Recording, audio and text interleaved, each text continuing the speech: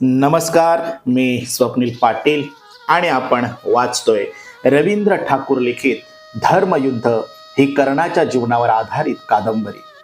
मित्रांनो, एक विनंती आहे, आपण अजूनही जर माझं हे चॅनल सबस्क्राईब केलं नसेल तर कृपया चॅनल सबस्क्राईब करा आणि विविध कादंबऱ्याच्या श्रवणाचा आनंद घ्या. चला आज वाचूयात भाग 29. कुंतीचा हात धरून महाराणी गांधारी द्यूतशाळेत येऊन पोचली. पोरांचे पराक्रम ऐकून घेत ती काळजीतच पडली. धृतराष्ट्राच्या पायावर पडून ती पोरांना आवरायची विनवणी करू लागली. अरे अरे, माझ्या सुनेचा आणखी किती अपमान करणार आहात तुम्ही? महाराणी गांधारीनं विलाप मांडला. द्रौपदी, राजकन्ये, माझ्याजवळ ये मुली. मी महाराणी गांधारी तुला बोलावते आहे. स्त्री म्हणून जन्म घेतल्यावर आणि त्यातही कुरुकुलाची सून झाल्यावर न्यायाची आशा बाळगू नये हे का तुला सांगायला हवं? बुडत्याला काडीचा आधार मिळावा त्याप्रमाणे तशा असहाय्य स्थितीतही द्रौपदीला हायसं वाटलं. धावत जाऊन ती गांधारीच्या पायावर पडली आणि अनावर हुंदके देत रडू लागली. दुर्योधन, हे मंद बुद्धे, धृतराष्ट्र किंचाळू लागला. अरे, मी काय सांगतो ते तरी ऐक. ते तुझे भाऊ आहेत. त्यांच्या धर्मपत्नीची, माझ्या कुलवधूची अशी विटंबना सर्व सभेला ऐकू जाईल एवढ्या आवाजात धृतराष्ट्र किंचाळत होता. ते पाहून सर्व सभा स्तब्ध झाली. मला दोष देऊ नका महाराज. युधिष्ठिर स्वसंमतीनं खेळाला आहे. दुर्योधन आपली बाजू मांडू लागला, परंतु त्याला अडवत धृतराष्ट्र म्हणाला, एक अक्षर बोलू नकोस. आणि द्रौपदीला उद्देशून तो पुढे म्हणाला, द्रुपद राजकन्ये, ये ये अशी माझ्याजवळ ये मुली. फार सद्गुणी आहेस तू. घडू नये ते आज घडलं. असा अनर्थ पाहायला विधात्याने मला डोळे दिले नाहीत हेच बरं झालं आहे म्हणायचं. तू माझी ज्येष्ठ सून आहेस. माझ्या मुलांचं फार चुकलं. त्यांना क्षमा कर. करशील ना? आज घडलं ते सार सार विसरून जा. डोळ्यांच्या खाचातून पाणी गाळत धृतराष्ट्र बोलत होता. हे पहा, मी तुझ्यावर प्रसन्न आहे. तुला काय हवं ते मागून घे. सुखी हो. द्रौपदी म्हणाली, द्यायचंच असेल तर युधिष्ठिराला दास्यमुक्त करा. माझ्या प्रतिविंध्याला कोणी दासपुत्र म्हणू नये. ठीक आहे. एवमस्तु एवमस्तु. आणखी काय? घाईघाईनं धृतराष्ट्र म्हणाला. भीमार्जुन आणि नकुल सहदेव यांना दास्य मुक्त करा. आणखी काय? आणखी मला काही नको. क्षत्रिय स्त्रीला 2च वर विहित आहेत. मी तर स्वतंत्रच आहे. आता माझे पतीही दास्य मुक्त झाले आहेत, एवढं मला पुरेसे आहे. स्वसामर्थ्याच्या बळावर ते आपलं गतवैभव परत मिळवतील. त्यासाठी त्यांना माझ्या मदतीची गरज नाही. वा वा वा वा वा, काय पण निस्वार्थीपणा. हेटाळणी करत कर्ण म्हणाला, शेवटी एका स्त्रीनंच वाचवलं म्हणायचं. ते टोमणे ऐकून भीमाचा राग पुन्हा अनावर झाला. त्याला शांत करून युधिष्ठिर धृतराष्ट्र समोर उभा राहिला आणि नम्रपणे हात जोडून म्हणाला, आता माझ्यासाठी कोणती आज्ञा आहे महाराज? घळघळा अश्रू गाळत धृतराष्ट्र म्हणाला, पुत्र युधिष्ठिर, माझा अनुज बंधू पांडू याच्या मागे तू मला नेहमीच पित्याच्या जागी मानलंस. मीही या नात्यात कधी खंड पडू दिला नाही. तू सद्गुणी आहेस. आता इंद्रप्रस्थाला परत जा. सुखानं राज्य कर. तुझी प्रजा फार सुखी आहे म्हणतात.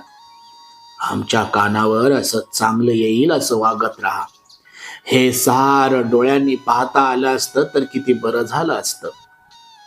पण माझं तेवढं भाग्य कुठलं. मी हा असा आंधळा माणूस. तुम्हा मुलांना सुखी झालेलं पाहणं यासारखा आनंद माझ्यासारख्या वृद्धाला दुसरा कुठला. तुम्हा मुलांचा खेळ पाहावा, सर्वांनी मिळून तो आनंद लुटावा. तुम्ही किती सद्गुणी आहात ते पाहावं म्हणून मी द्यूताला अनुमती दिली होती. ऐकलं ते खरंच आहे. तुम्ही भाऊ फार सद्गुणी आहात. अर्जुन किती संयमी आहे. तुझे बंधू तुझ्या आज्ञेत आहेत. सुखान राज्य करा, सद्गुणाची जोपासना करा. फार मोठं संकट टळल्याप्रमाणे सर्व सभाजनांनी सुटकेचा निश्वास टाकला. परंतु मनातली भीती अजून ओसरली नव्हती. भीमार्जुनांनी केलेल्या प्रतिज्ञा प्रत्येकाच्या कानात अजूनही तशाच गरजत होत्या. प्रत्येकाला आपल्या षंढत्वाची लाज वाटत होती. त्यांच्यापैकी प्रत्येकानं कधी द्रौपदीची स्तुती केली तर कधी दुर्योधनाची वाहवा केली होती. त्यांना कधी पितामह भीष्मांचं बोलणं धर्मोचित वाटलं तर कधी कर्णाचं म्हणणंही योग्य वाटलं होतं. कर्णाचा युक्तिवाद ऐकून तर ते पुरते बुचकळ्यात पडले होते. एवढं सगळं होऊनही द्रौपदीच्या त्या प्रश्नाचं उत्तर द्यायला कोणीही पुढं झालं नव्हतं. तो प्रश्न समोर येताच, नको ते पापकृत्य आठवताच ते विसरण्याचा प्रघात करावा त्याप्रमाणे जो तो त्यापासून परावृत्त झाला होता. पितामह भीष्मांनी त्यांना फार काळ अंधारात ठेवलं नाही.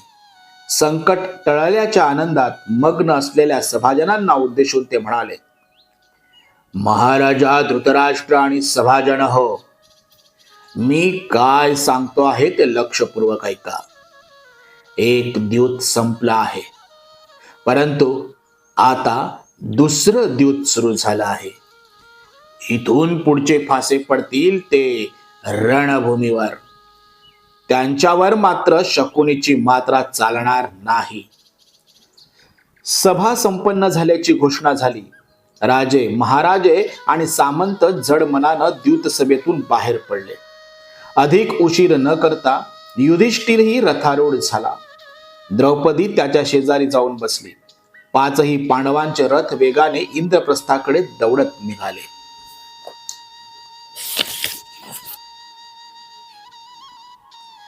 आम्ही कष्टानं मिळवलेलं एवढं सगळं तुम्ही एका क्षणात घालवलं. त्या मूर्ख विदुराचं ऐकून हे काय केलं तुम्ही. डोक्याला हात लावून बसलेल्या म्हाताऱ्या बापावर दुर्योधन तणतणत होता. विदुर आणि भीष्म काय म्हणाले ते ऐकलंस ना.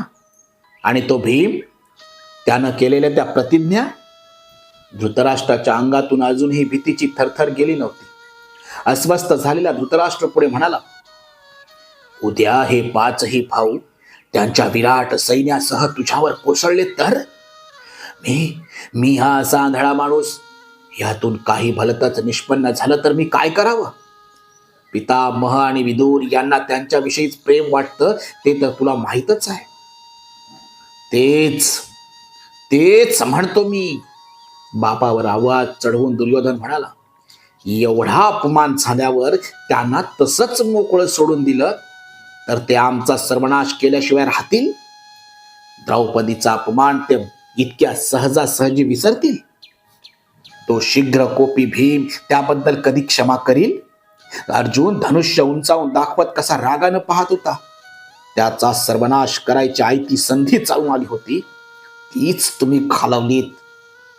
शत्रू लहान असो वा मोठा, रक्ताचा असो वा परका, त्याचा कोणत्याही मार्गानं नाश करावा हे कणक नीतीचे पाठ रोज तुम्हीच आम्हाला सांगता. आणि आज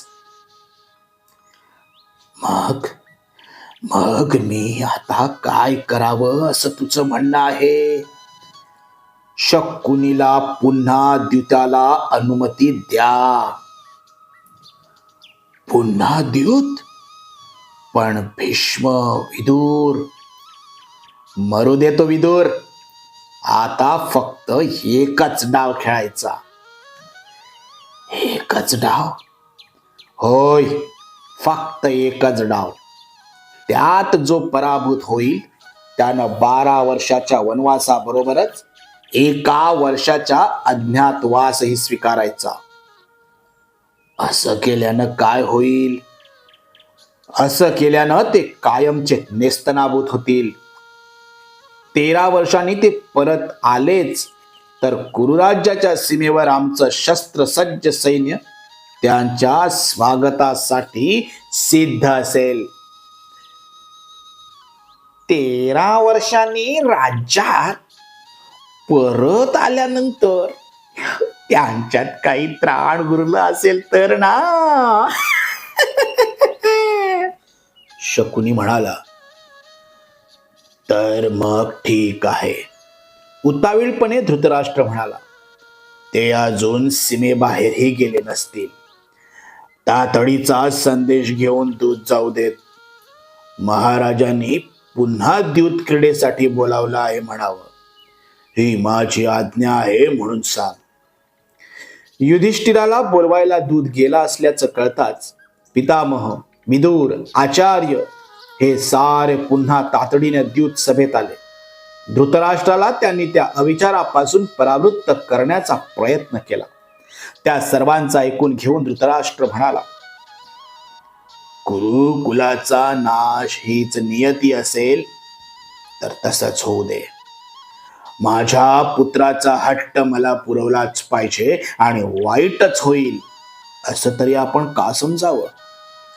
कदाचित यातून काही चांगलंही निष्पन्न होईल असं का समजू नये?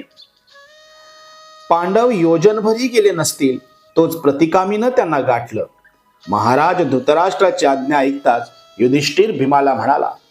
भीमा, चल, रथ वळव.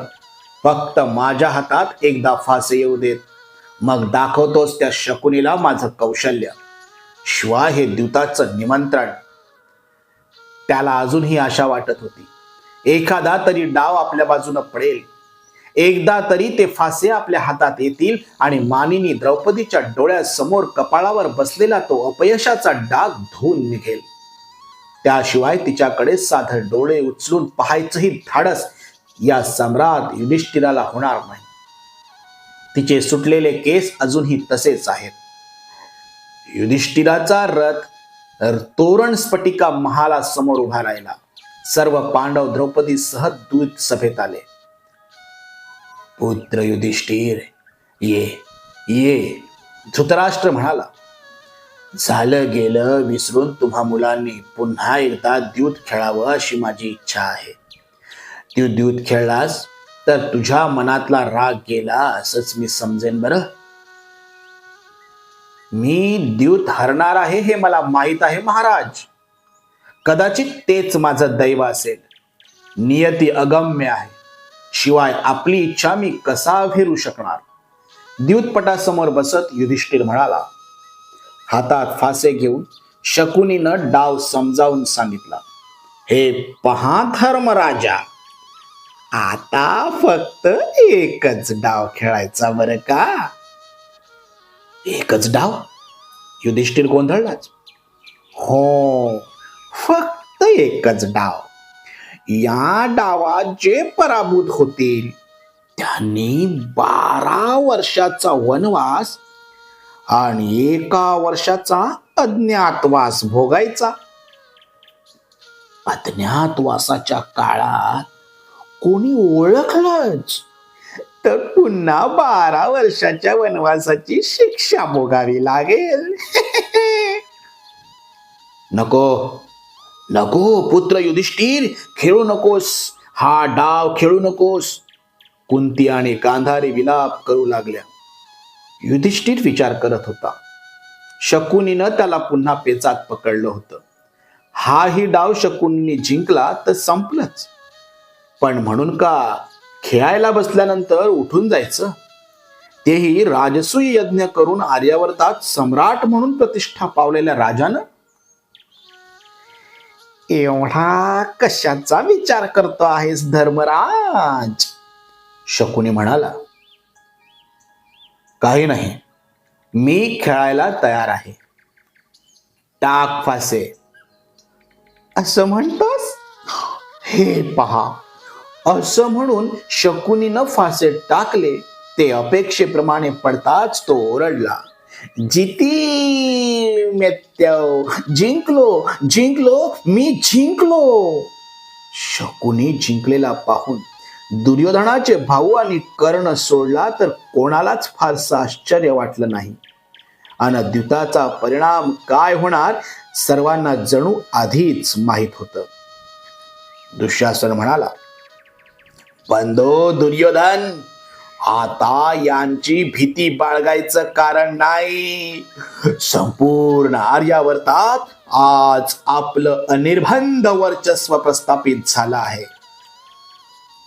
अरे जा रे, कोणीतरी यांना मृगाजीन आणून द्या. दुर्योधन म्हणाला, पाहिलंच कर्णा. कदा कदा हसत दुःशासन म्हणाला, शेवटी हे पाचही भाऊ षंढतिलांप्रमाणे पोचटच निघाले. द्रुपद राजा मोठा बुद्धिमान आहे म्हणतात, पण आपली सुस्वरूप कन्या यांना देऊन त्यानं मोठी चूक केली. द्रौपदी, ती चूक आता तू दुरुस्त कर.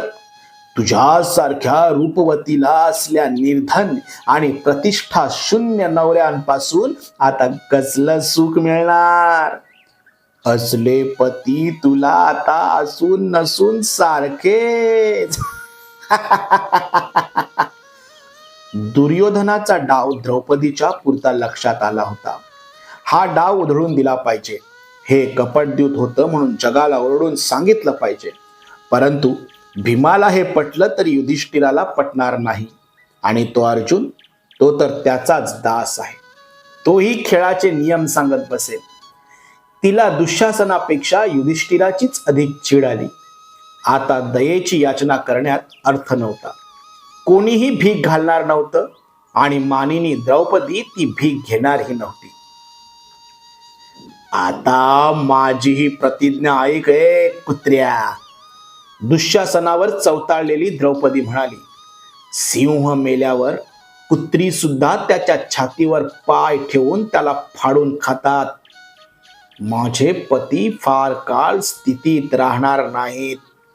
आणि आपल्या सुटलेला केशकलाप डाव्या हातावर घेऊन ती पुढे म्हणाली, माझ्या या केसांना स्पर्श करणाऱ्या तुझा हात तुझ्या शरीरापासून उखडून निघेपर्यंत हे केस मी असेच मोकळे ठेवीन. तुझ्या रक्तानं धुवून काढल्याशिवाय मी ते बांधणार नाही.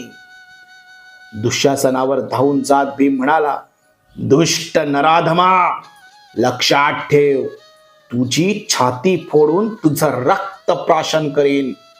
तुझ्या रक्तानं माखलेल्या त्याच हाताने द्रौपदीची वेणी घालेल.